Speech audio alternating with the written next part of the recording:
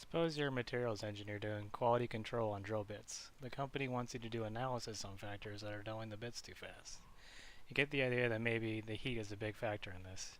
You gather your data and set up a scatter plot so you can visualize it better.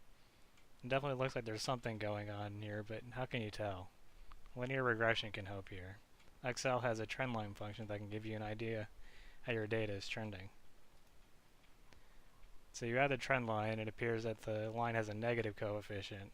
So that as a temperature increases, it appears that the hardness of the material decreases. We know that the equation of a line is y equals mx plus b, with m being the slope and b being the intercept. However, what we want to do here is get a general function that happens to be a line to explain our data.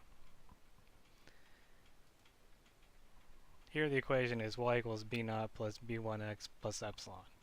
b0 is where the line will end up on the y-intercept. b1 is the correlation coefficient. In this case, it's negative, so it trends downwards.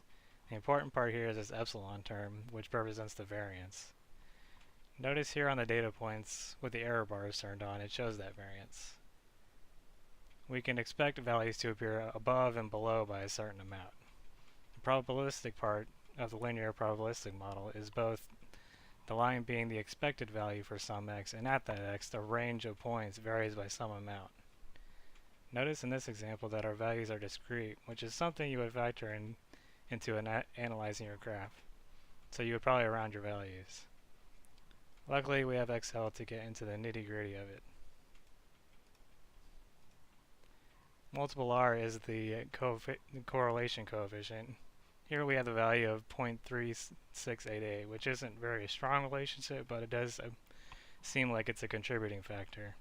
R squared is the coefficient of determination, which tells you how many points fall on the regression line.